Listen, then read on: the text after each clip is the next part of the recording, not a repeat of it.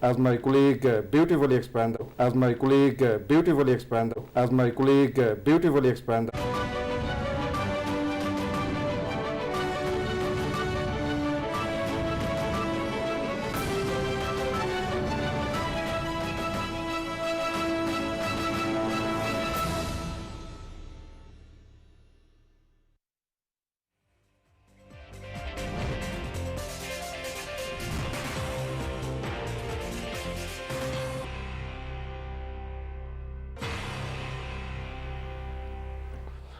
Hello and welcome to Views on News. I am Jawad. Tehami. Pakistan's caretaker Prime Minister Mr. Anwarul Haq Kakar has undertaken a two-day official visit to the state of Kuwait, in which he held very important meetings. The meetings that include with the Crown Prince Sheikh Mishal Ahmed Al-Jabir Al-Sabah and the first Deputy Prime Minister Sheikh Talal Al-Khalid Al-Ahmed Al-Sabah. According to the statement by Prime Minister's office during the meeting, the Crown Prince, the Prime Minister reaffirmed the importance Pakistan attaches to its relationship with the state of Kuwait and reiterated the desire to further expand the relationship in diverse fields. The Crown Prince at the same time also reciprocated the sentiments of the Prime Minister. When we talk about the meeting with the first Deputy Prime Minister of Kuwait, Chief of Army Staff General Sayyid Asim Munir was also present in this particular meeting. The two sides underlined the importance of the historical brotherly relations between the two countries. The leaders also witnessed a signing ceremony of 7 agreements and 3 MOUs in diverse fields, and will definitely be discussing in detail as to the importance of those agreements and the memoranda of understanding between the two sides during this particular visit.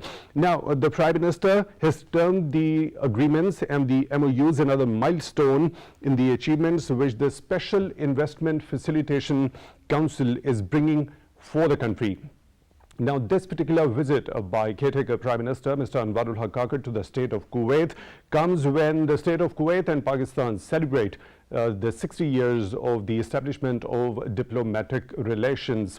We'll be taking the broader look at as to how this particular bilateral relationship developed over the years and the kind of the transformation this fraternal relationship between the state of Kuwait and Pakistan is happening. That would be for the benefit, mutual benefit of the two states when it comes to the economic partnership. For that, we are honored to have been joined in the studio by Dr. Usman Chohan. He is a political economist.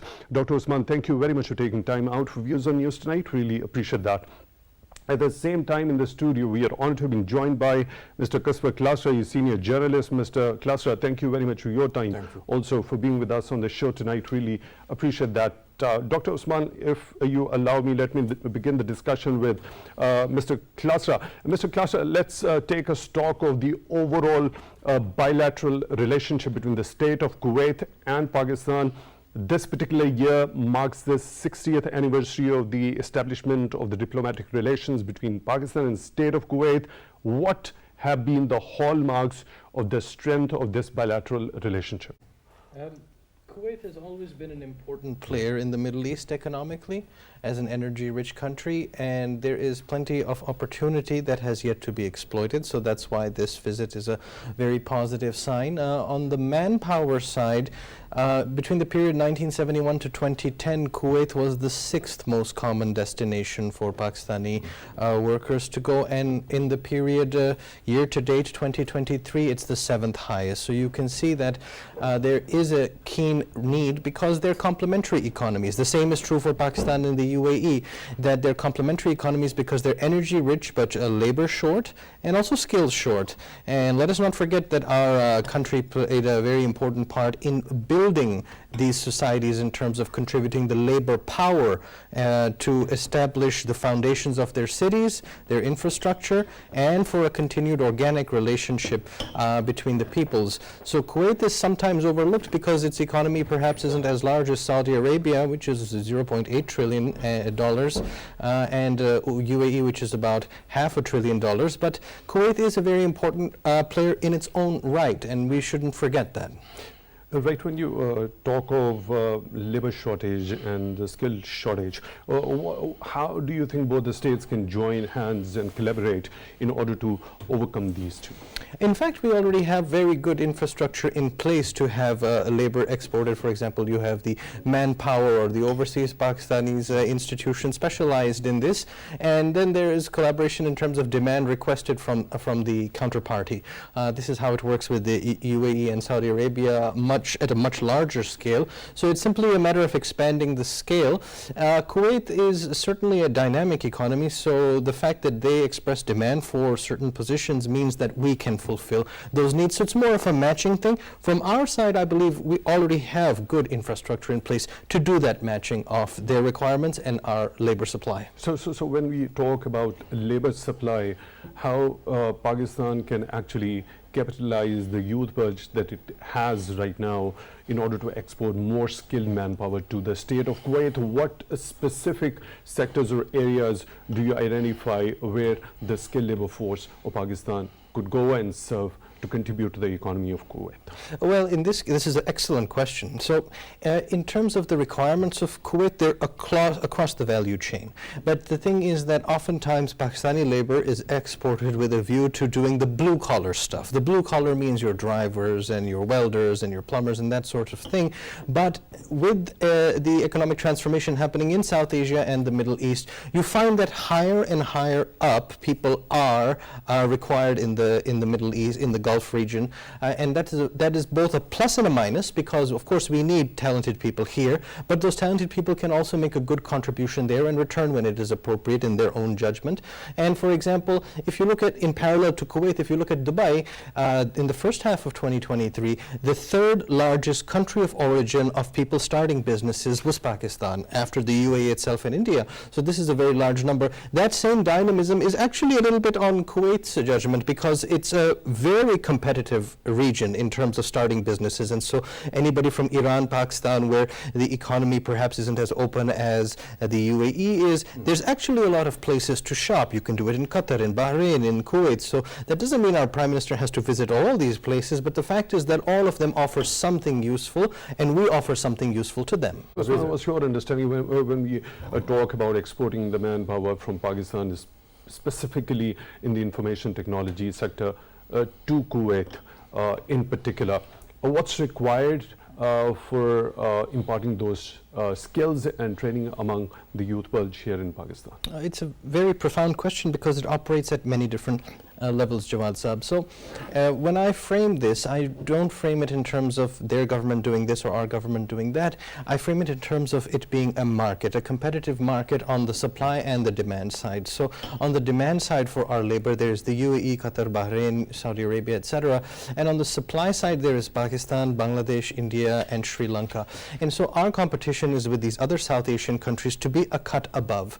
Now, in those countries, there is a degree of investment, but it isn't necessarily that impressive, because they also face limitations. So there are two areas where if I was somebody advocating for civil society to be prepared for the export of labor, one is in the mastery of Arabic, because that is a very significant thing in the information technology sector, because most of the Gulf countries consume their social media or other online content in the Arabic language. And it is much easier if you're an Urdu speaker to master Arabic than if you speak Bengali or Sinhalese or Tamil.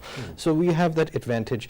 The second thing is in having a more docile character. And this is a subtle point, it's a bit sensitive, but the people of Pakistan in many Gulf countries are viewed as a little bit high-minded relative to other South Asian countries. For example, in Bangladesh, people are a little bit more docile, so they're a bit more easy to control by the employer. Same with the Sri Lankan people. So we have to be a little bit more charming in terms of the competition for it, because to an Arab employer in Kuwait or elsewhere, we all sort of look alike. So the one that is the most smiling and most docile and does the best work is the one who's going to win. So there's a charm element, and no government can train you to be charming. This is a sense of character, and character building is something we have to do in our society at all levels, but it has a huge economic impact. So what I understand from it is it comes under the ambit of the soft skill development, right? Precisely. So of course, there could be some kind of endeavor that could be undertaken in order to develop this particular skill on this side also. Precisely. So what's required for that? Absolutely, absolutely. And soft skills are something that are increasingly important in the contemporary digital economy, because there are many things that are being automated anyways. So those things don't require a human interface, but the areas that do require a human interface, the edge comes from the soft skills. That's one point. The second point is that our IT exports thus far have been approximately geared towards the United States by a large margin, which is to say roughly 75% of our IT exports go to the US as end user rather than other countries. So you only have this 25% sliver, and this can be expanded substantially. Right, an MOU rather than agreement in the technology zones development.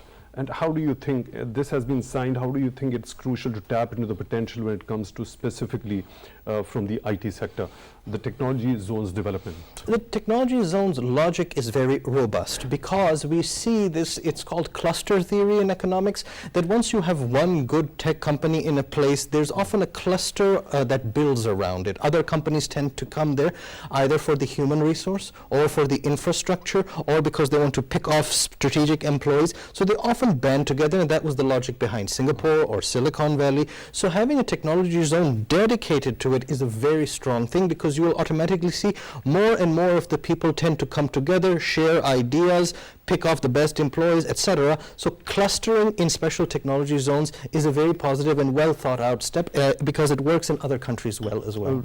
Right. Dr. Usman, when it comes to ensuring food security, other than agriculture, what key areas do you identify? What importance do you associate with livestock? You know, that's a very good point, that there is more to it than just producing more. One area is indeed livestock, because there is a bit of a trade-off in terms of how you use the land. Either you use it to grow the crops, or you use it for the livestock to graze the land.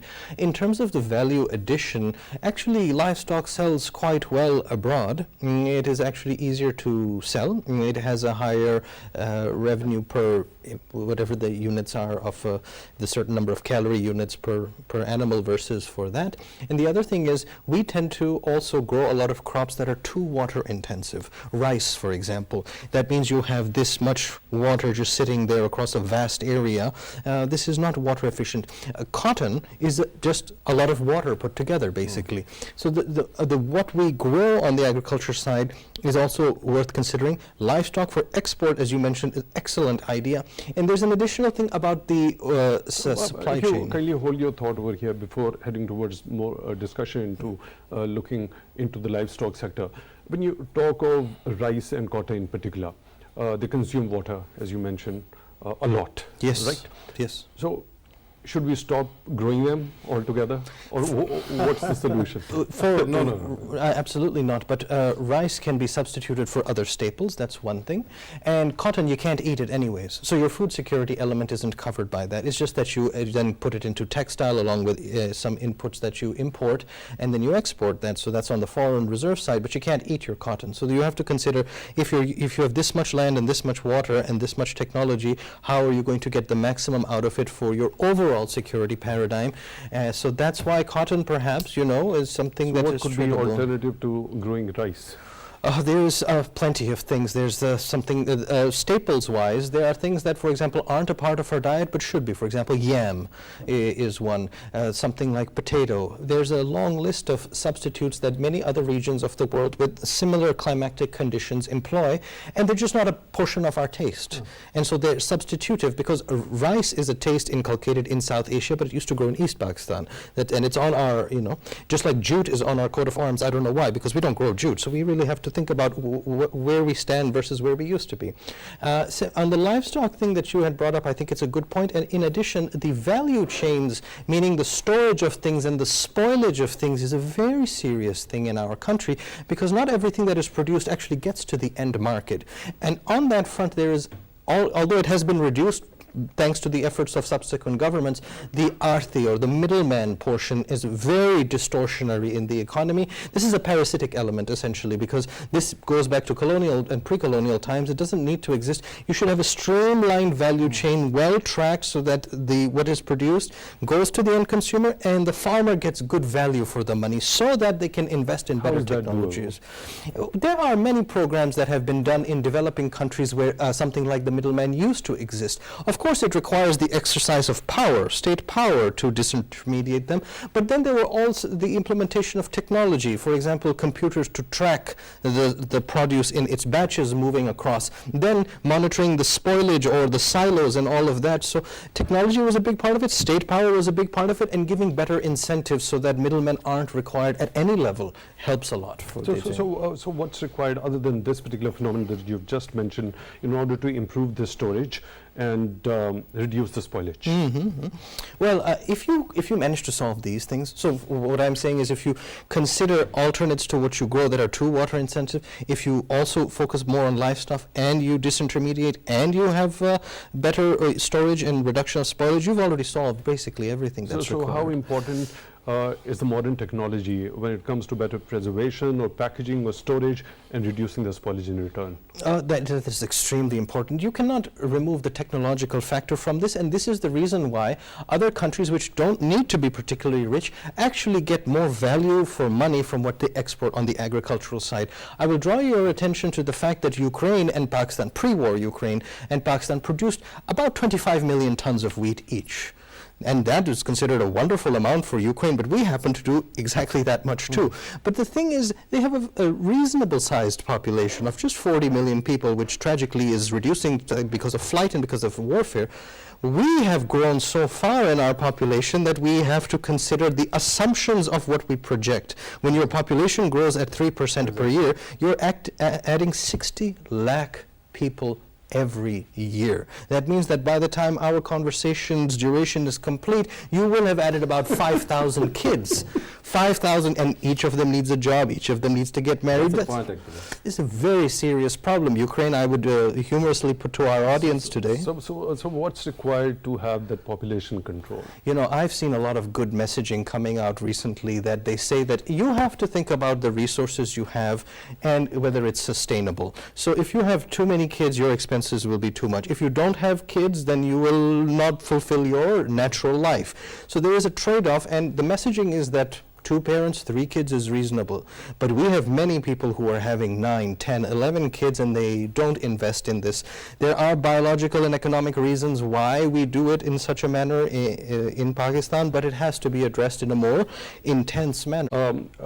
I take your view on another very important agreement that has been signed between Pakistan and state of Kuwait, is the establishment of mining fund to support the mineral industry. What could be the roadmap between the two on this? Oh, there's plenty of elements to this that are worth considering. We have a mineral-rich country, and it has been underexploited, the extractive sectors as a whole.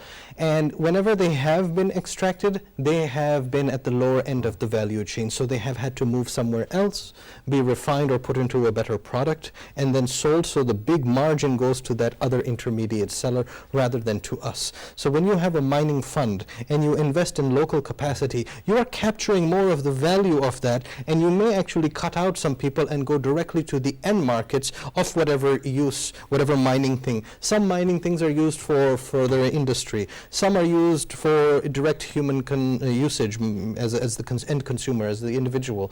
So depending on what it is, you can capture more of that value chain by having things that are covered in this mining MOU. That's right. One last question, Mr. Klasra. An MOU in the field of culture and art has been signed with the state of Kuwait and Pakistan. Now, how beneficial do you think it's going to be in future in order to enhance the already fraternal relations when we talk in terms of people-to-people contacts? So how important it is going to be in future? Well, it's really very important. It's important, and glad that the both countries have included this particular subject in the MOU and signed MOU as well. I think it is going to be a win-win relationship, and Pakistan needs to stress upon it, because this is a particular area. I'm talking about the Pakistan agriculture industry, and in case if Pakistan can fetch investment from Kuwait in this particular area definitely is going to benefit both countries as well. Mr. Kaswar Klasra, senior journalist, thank you very much for joining us in the Thank studio for this show tonight. We really appreciate that. And Dr. Usman Chohan, political economist, thank you very much for your time also for being with us on the show tonight. Really appreciate that. With that, we come to the end of today's episode. Thank you very much for watching. Sir, thank you.